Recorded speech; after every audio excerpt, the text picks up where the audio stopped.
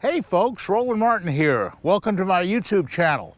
Today we're going to talk about top order for big bass. Now I live here in South Florida. You might say, well, he's just talking about Florida. No, I'm talking about from Connecticut to California, the universal choices for top water fishing for big fish. Now here it is spawning season. Here in Florida, water temperatures are up over 70 degrees and it's actually April. And there's great big bass. I can show you picture after picture of what we're doing in the last couple weeks with the Whopper Ploppers, with devil horses, with frogs, with poppers. All sorts of big 6 and 7 and 8 pound bass are biting right now on top water. But what's the choice? And how do you fish them? And what are the deals for top water?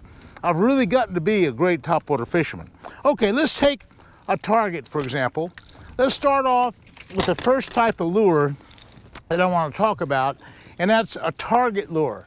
Either this devil's horse, like this one, or that popper, like this one. Let's take a shoreline, like we have right over here.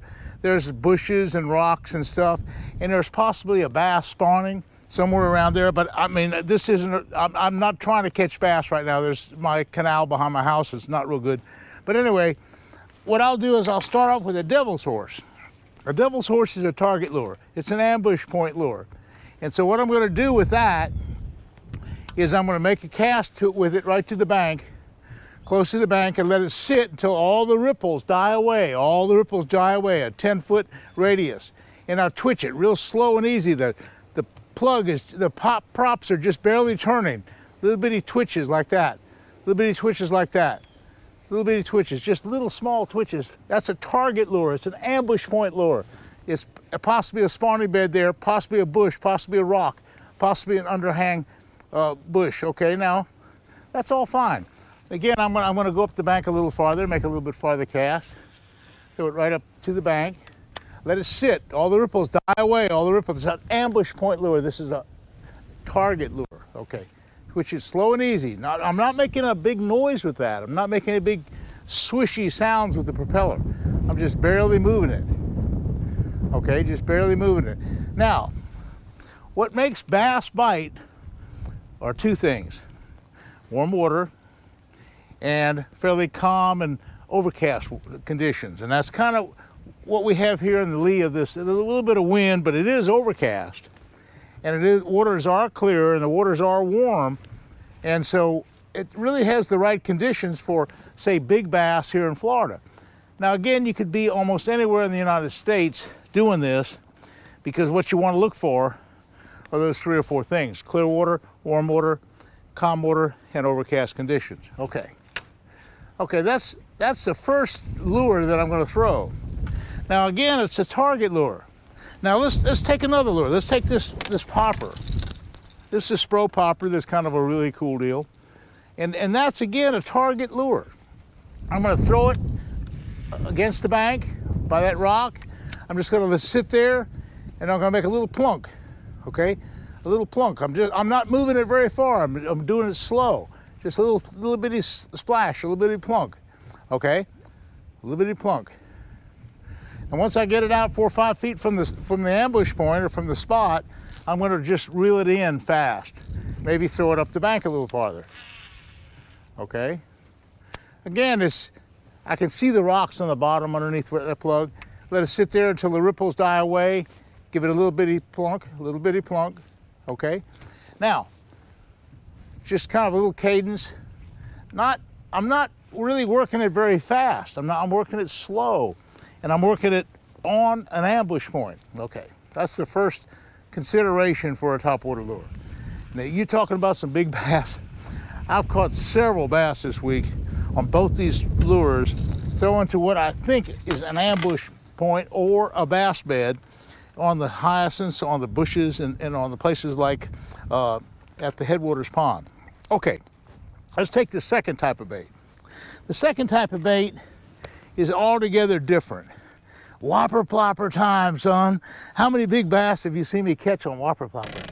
Whopper Plopper is just a great thing. And what a Whopper Plopper does is, particularly in areas where you have a lot of water to fish, a lot of underwater grass, it's under the water, hydrilla, pepper grass, eel grass, whatever it is, and I'm making long casts just long casts. I'm just reeling it along.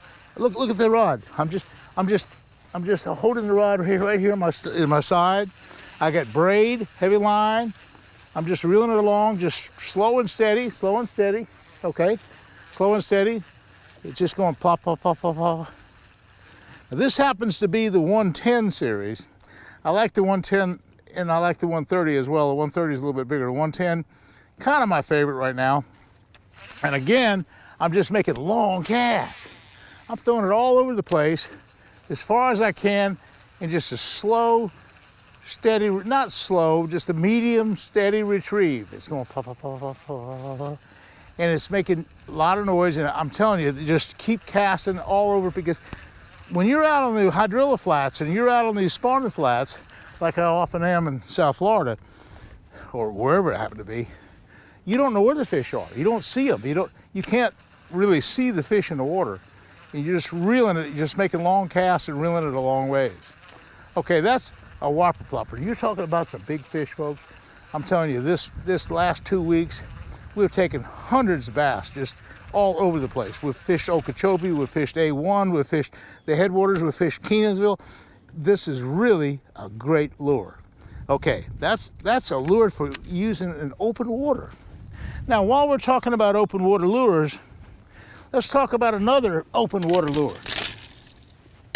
Another open water lure is this Spook type of thing. And that's in the same category as the Whopper Plopper. And this category is, again, you're covering water, you're making a long cast, throwing it out there and you're walking it. Look, see how I'm walking it? You can't really see the plug that well, but it's walking back and forth, back and forth, back and forth, back and forth, back and forth. Long cast, walk. Sometimes I can stop it, like with the Whopper Plopper. You can actually stop it, start going again, back and forth, back and forth, back and forth, back and forth, back and forth. But now, some people can never get the walking thing down. And you just have to play with it. You have to find the right rod, you have to have the right cadence, and you have to be able to walk the lure back and forth. See how I'm doing it? See how the lure is working? It's back and forth, back and forth, back and forth. It's really kind of coming along great. That's walking the dog. Spook type of lure. Walking the dog. Once you get that cadence down, that's important to have that cadence like that. I'm gonna make a little short cast and show you again. The cadence is so important. Once it starts to walk, you can just walk it back and forth, back and forth, back and forth, back and forth. And you can make a long cast with it. You can just throw it out there a long, long ways, much like the Whopper Plopper, and you can cover a lot of water. You don't have to just walk it in place. You can just cover it fast. And I'm reeling it up almost as fast as the Whopper Plopper, covering a lot of water, but I can stop it. I can stop it. Okay, I'm stopping it. That's good. That's good. And that's a great way to cover a lot of water. Okay, now you're talking about, already talked about 4 of the top lures of topwater fishing in the whole world. But there's a couple more. Yes, there are. There are a couple more that are in my arsenal for fishing. Now, the next lure is one that you might say, well, is it a topwater lure or what is it? It's a buzzbait. Look at that buzzbait. A buzzbait's a topwater lure. I mean, it doesn't float, no, but it's strictly a topwater lure. 100% a topwater lure. This happens to be a, I think what it is a Cavitron. Yeah, it's a Cavitron style with a little clacker. Now, you notice I have the little trailer on there, the little Yamamoto trailer, and a trailer hook, because sometimes you get short strikes on a buzzbait. This is a great lure for hot weather. Again, you can cover a lot of water. Now, here's the buzzbait. I'm just gonna make a little short cast and show you. Again, it's for covering a lot of water. Look at it. Look at it. It's like the Whopper Plopper in a way, but it sinks. Okay, it doesn't float. You can't stop it. Well, you can stop it, but that's not really the key to fishing a buzzbait, is to get it actually engage your reel before it actually hits the water and start it back right away. See, it's on top, it's on top, it's on top, it's on top, it's on top. I got the rod ready to strike. It's 20-pound test line, a big heavy-duty favorite rod, 7-foot medium heavy action, making long casts right on top of the water. A buzzbait is the kind of thing that it's the fastest lure that I have in my arsenal. If I just want to go down the bank and just cover just a mile of water as fast as I can, I'll throw this buzzbait, just long distances, and just cast it and just back and forth, back and forth, back and forth. And it's amazing how many big bass will bite this buzzbait. This is a big bass lure.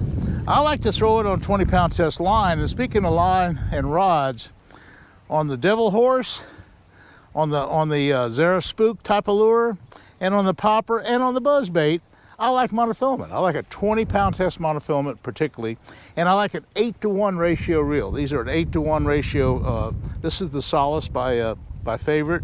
It's really a fine reel. We still aren't there yet. We still aren't there yet. Okay, let's get to the last lure. Last lure is a good deal. Son, we're talking about a big one. The Spro Frog. Is that ever a big time deal?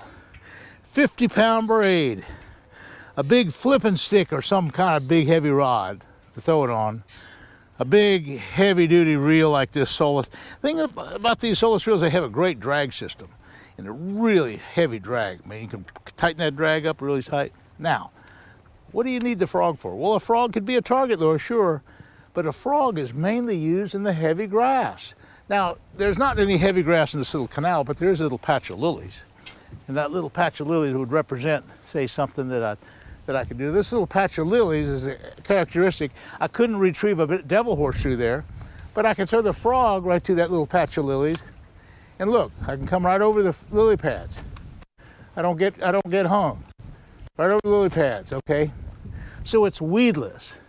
Weedless is the key. Sometimes when you're fishing the lily pads of Minnesota, when you're fishing the rice beds of the Midwest, if you're out west in the hydrilla and eelgrass, well, whatever, you need a weedless frog.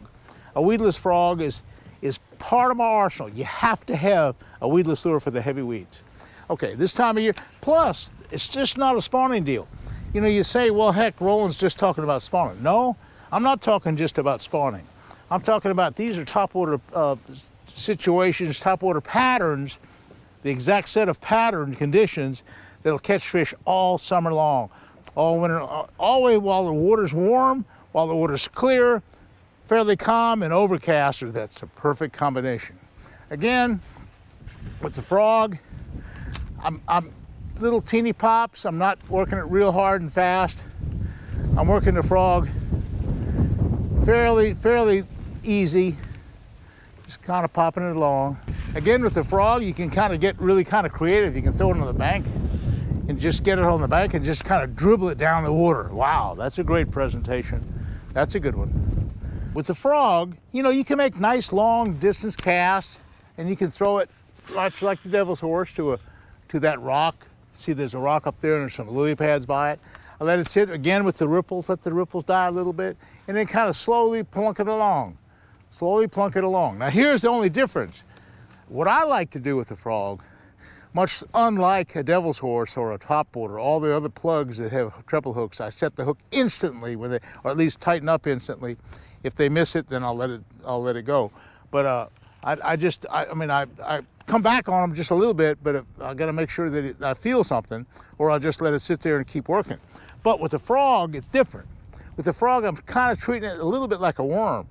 And when I get the strike, I'll just kind of go down on it like a worm, reel up the slack, and then set the hook. So I kind of work it a little bit like a worm as far as setting the hook. Okay. Well, anyway, that's kind of my arsenal of all my lures. So again, if you're doing the target fish and the spawning fish, you gotta have a Devil Horse, you gotta have a Popper. If you're doing the open water weeds, say underwater grass and on the flats, you need that Whopper Plopper, you need that long distance Zara Spook, you need that Buzzbait, for example. And if you're doing the heavy weeds, nothing better than the frog. Well, listen, I hope that some of the pattern information that I give you, I'm a pattern fisherman. I fish all over the country. And so what I'm telling you is a kind of a universal thing. And so universally, you can catch more big fish, particularly in the springtime, on a topwater lure than just about anything else. So don't forget the topwater lures. Get yourself an arsenal of topwater lures. You'll catch more and bigger fish, I guarantee. Okay, folks, that's my YouTube for the day. Hey, thanks for subscribing. Hit that likes button. We'll see you again soon.